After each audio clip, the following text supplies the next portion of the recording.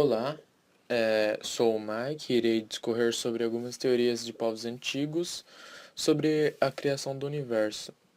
Ahn, Um desses primeiros povos a ter essas teorias foram os egípcios.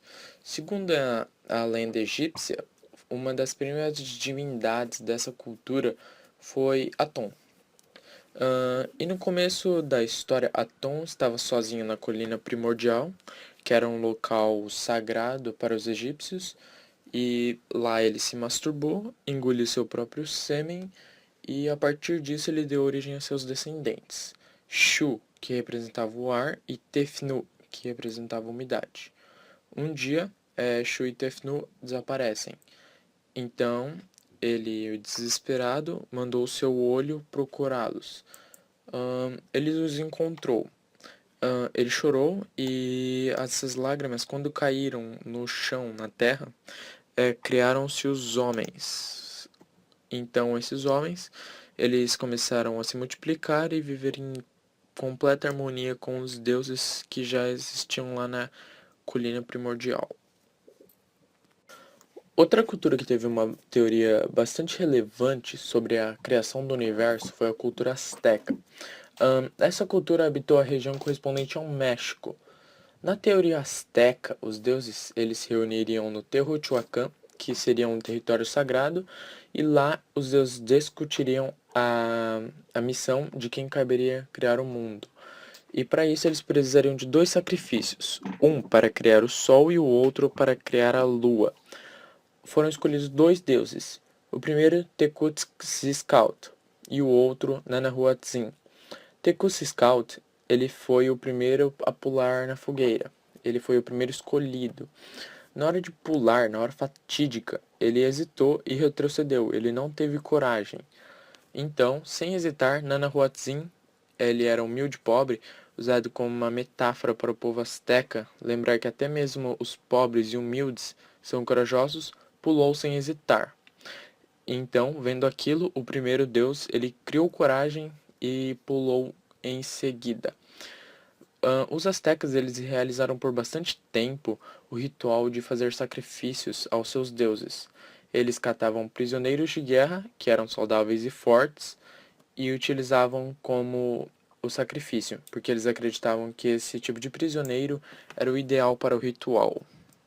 Segundo a teoria maia, existiam dois deuses que eram denominados criadores de tudo. Esses deuses eram chamados de Tepeu e Gukumats. Eles queriam deixar sua herança, e para preservar sua herança no mundo, eles deviam criar uma raça que pudessem adorá-los, que pudessem venerá-los, que pudessem lembrar que eles existiram. Então eles criam a terra, os animais, e eles precisam criar uma raça que pudessem adorá-los, ou seja, o ser humano. Eles criam o homem a partir da lama, porém, este não tem êxito. Convocam outros deuses e tentam fazer uma nova versão a partir da madeira. Só que este homem não tem alma, ele apenas ocupa um espaço físico e só. Eles finalmente obtêm a ideia de criar o homem a partir do milho. Nessa versão ele é perfeito, ele possui corpo, alma e é um homem completo. Muitas civilizações possuem suas teorias sobre a criação do universo, até mesmo os índios Guarani, por exemplo. Na teoria dos índios Guarani, a criação do universo deve a Tupã. Tupã era deus do trovão e deus da criação. Com a ajuda da deusa da lua Jaci, Tupã desce à terra, num lugar descrito como Areguá, situado no Paraguai, e a partir de lá ele começa a criar tudo: os oceanos, as florestas, os animais, e também coloca as estrelas no céu. Tupã, a partir daí, criou a humanidade, que, segundo o mito deles, a humanidade foi a primeira raça criada, e todas as outras civilizações foram originadas deles. Os humanos foram criados a partir de argila e um sopro da vida de Tupã. Tupã assoprou essa argila, deu vida e colocou o espírito do bem e do mal entre os humanos. Então partiu. Falar sobre a origem do universo, como foi essa origem? A Bíblia fala que Deus criou o universo e criou em 7 dias, que no primeiro dia Deus criou a luz cósmica, fez a separação entre a luz e as trevas e criou o dia e a noite. E no segundo dia Deus fez a expansão no meio das águas e criou os céus. No terceiro dia Deus criou a terra, os mares e a vegetação. No quarto dia Deus criou o sol, a lua e as estrelas. E no quinto dia Deus criou os animais aquáticos. E no sexto dia Deus criou os animais terrestres e os homens. A ciência também tem a sua interpretação sobre a criação do universo? Sim, a ciência tem a hipótese do Big Bang ou grande explosão. Antes do Big Bang, qual era a explicação científica? Bem, no caso seria as teorias das cordas, que seria um modelo que abre uma possibilidade de universo antes do Big Bang. A teoria das cordas sugere que o universo não nasceu de uma grande explosão, mas é apenas uma continuação de outros cosmos anteriores. Oi, meu nome é Regis. Eu vou falar sobre quem foi o Abade Lemaitre, o que é o átomo primordial.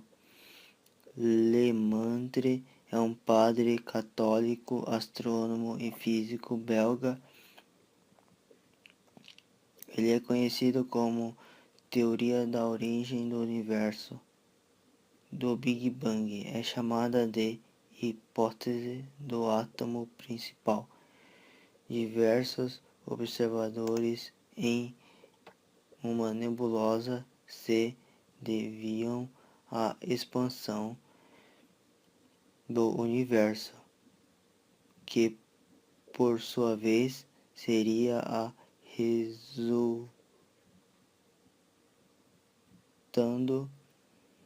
a expansão de um átomo primordial. Lemaitre estimula que todo o universo, não somente a matéria, mas também o próprio espaço.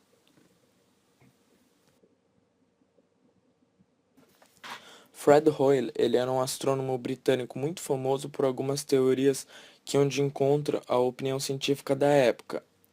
E ele concorria bastante com um grande escritor de ficção científica. Ele passou a maior parte da carreira no Instituto de Astronomia da Universidade de Cambridge, localizado nos Estados Unidos, e lá ele foi diretor por vários e vários anos. Durante uma transmissão de rádio, em 1949, ele usou o termo Big Bang para diferir sobre duas hipóteses da criação do universo. A teoria do Big Bang, que seria a teoria que o universo se originaria da explosão, de uma grande explosão, e a teoria do estado estacionário. Segundo a teoria do estado estacionário, o universo vai se dilatando, ele vai se expandindo, e nesse espaço criado entre galáxias, que já que ele vai se expandindo, as galáxias vão tomando uma distância uma da outra. E nessa distância, nesse espaço criado entre elas, vai aparecendo matéria. E a galáxia ela vai sempre manter a mesma densidade, vai ter uma densidade constante, padrão. Isso proporcionaria o processo de fusão das estrelas. Quem foi Edwin Hubble? Por que ele foi importante para a teoria do Big Bang? Como vocês já sabem, a teoria do Big Bang consiste em dizer que havia um átomo primordial e que, ao ocorrer sua explosão, suas moléculas iniciariam um processo de expansão e resfriamento. Edwin Hubble foi um astrônomo estadunidense que ajudou a confirmar a expansão de matéria gerada por essa grande explosão. Tudo começou quando esse descobriu a presença de nebulosas e constatou que essas não seriam apenas filetes de poeira estelar, e sim outras galáxias. Após essa grande descoberta de que o universo não se baseava apenas nas estrelas e na nossa Via Láctea, Hubble iniciou o estudo das galáxias, analisando seus tamanhos, movimentos e distância entre essas. Através de tais análises, deduziu-se que As galáxias se afastavam umas das outras, e quanto maior a velocidade de distanciamento, maior seria a distância entre elas. Hoje, a ciência prova que ocorreu certo equívoco nessa proposta e o que ocorria, na verdade, era o efeito Doppler relativístico, onde o observador e a fonte se afastavam ou se aproximavam com grande velocidade relativa. Além disso, sabe-se também atualmente que é o próprio espaço que cresce, aumentando o lambda e, consequentemente, arrastando as galáxias. Entretanto, em meio aos equívocos, vale ressaltar aqui que Hubble só não teve precisão quanto aos valores, pois as suas equações e a sua teoria de que o universo estava em movimento estavam extremamente corretos, o que foi um grande avanço na astronomia.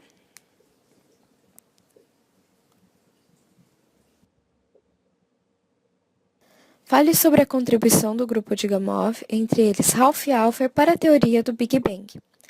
George Gamow e seu grupo contribuíram para a teoria do Big Bang com a formulação da teoria Alpher-Bethe-Gamow. Essa teoria afirmava que os níveis de hidrogênio e hélio, constituintes da matéria comum do universo, poderiam ser explicados por reações que ocorreram durante o Big Bang. Além disso, o Gamow postulou que haveria no universo a presença de uma radiação de fundo residual e calculou também a intensidade dessa. Bom, essa teoria a favor da grande explosão possui alguns pontos vazios, como por exemplo, ela não explicava a formação de elementos mais pesados que o hélio e também não comprovava a existência da radiação residual. Entretanto, com o passar do tempo, as respostas para essas questões foram sendo encontradas. Os elementos mais pesados que o hélio seriam formados através da nucleossíntese estelar, ideia que foi sugerida pelo astrônomo Fred Hoyle e aprimorada por outros estudiosos. Já a radiação cósmica de fundo em micro-ondas acabou sendo descoberta ocasionalmente por Penzias e Wilson. A partir desse momento, com todas as informações apresentando conexões coerentes, a teoria do Big Bang se tornou a mais aceita pelos físicos, fato que permanece até os dias de hoje.